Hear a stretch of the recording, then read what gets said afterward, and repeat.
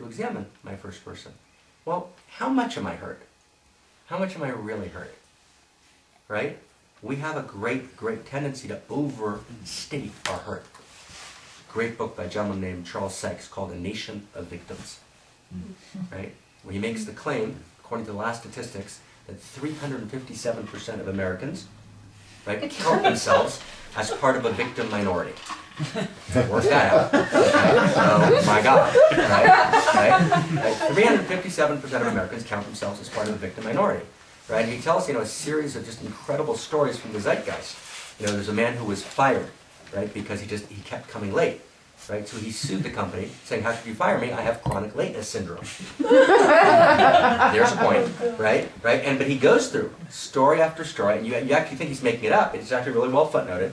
Right? A nation of victims, meaning, right, I am hurt, right, the weakness of the first person. Right? I begin to derive my identity from being hurt. Which is why one might want a second person interaction and a third person check. Right? Each one, when we idolatrize, reify any of the three, we get in trouble. There's a great story from my master, my teacher. It was Mordechai Leiner of Izbeka. He's a beautiful, beautiful Hasidic master who lived in the mid-19th century. And it's helpful sometimes if your teacher has died a while ago. It gives you a little more room in the world. And so they're considered a teacher. Right. They have to be in the flesh. Zen. That's why you guys are in so much trouble. So he tells a beautiful, beautiful story about a teacher of his, Naftali of Rupshitz, who tells a story himself. It's all a story within a story within a story about a king. There's always a king in these mid-19th century stories, right? Who has this son. The king always has a son. We've got to reread these stories with queens and daughters, but mid-19th century, what can you do? So I'll just tell you the story the way it's told, and you can make it appropriate. But the king has a son, and the son is crying terribly, just crying terribly. He just can't stop, and the king is, of course, afflicted by his eldest and favorite, crying. And the king has, of course, lions, tigers, and bears. Oh my, he has great riches, but his son is crying. And so he calls all the wise, men and women of the kingdom in, and each one to try and heal the son, and all the practitioners, and all the healers, and all the herbalists, and all the psychologists, and the therapists, and all the, bioenergetic people, and all the Rolfing people, and everyone's kind of getting into the act, and all the Esalen is there kind of showing up, trying to get that kid healed, right? You know what I mean? Right, they're all happening, exactly, right? And so, and nothing works. And nothing works until, this old, older, elder, or very, wizenedly old, woman is kind of coming through. She's the Wasserträger, and she's the water carrier. And she's got these 2 things of water, and she comes through, and she hears the kid crying, and no one asks her to, but she goes in and whispers a few words to the kid, and slowly over the next hour, the sobs begin, to recede, and he's eventually, takes a little time, he's healed. And of course, the king is amazed, and he as one would in a good story, calls the elderly wise woman and says, like, what did you say? What did you say to my son? And she says it in Yiddish, but I'll translate it into English. She says, I whispered to him, it's forbidden to cry more than it hurts. Right? It's forbidden to cry more than it hurts. Right? But we take the victim status, and if someone says they're a victim, right, we take that, we don't check into it, we don't subject it to the third person, right? We don't subject it to kind of, right? We take the victim, we make the victim a hero. Now, true victims, which there are many in our world, need to be fully protected, fully embraced, right? Fully loved, fully supported, of course. But victimization, what Jessica Benjamin, right, a prominent, wonderful, feminist writer, wrote a book called The Bonds of Love, calls this phenomena of victimization. What happens there is the victim derives power from being powerless. You follow that sentence? Right? In my first person, I establish that I'm hurt. I am hurt. That I am hurt becomes my idolatry. And I go back and back to that wound time and again, because from that wound I derive my identity. And my identity comes from being powerless. And if my identity comes from being powerless, well then, I can actually never become powerful. Because how could I ever give it up? Right?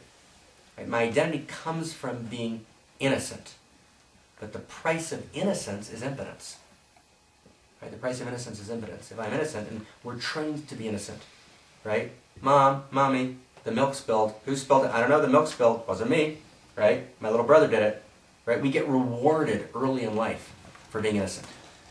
But the paradox is if only I can move beyond the victim stance, the story of the victim. And when the Buddhists talk about beautifully getting rid of the story, going beyond the story, they mean precisely this. They mean the story of the victim, right? That story of the victim. That's the weakness of first person. The strength is, it's the one thing I can own fully, and I'm not blaming the other person. But when my first person, I am hurt, really means it's a disguised move. I'm really saying, you hurt me. I'm not really saying I'm hurt. I'm really saying you hurt me.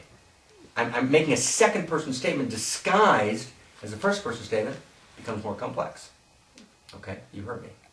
So then we need to check with our objective standards. Well, is this really considered hurt? We need to look into it, check all sides, go deep.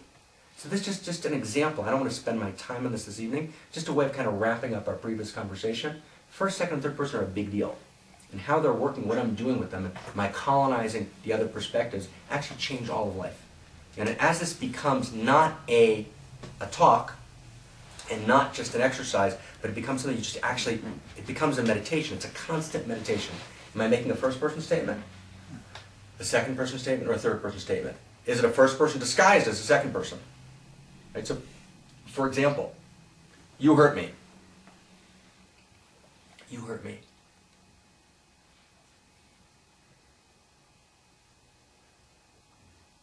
You meant to hurt me.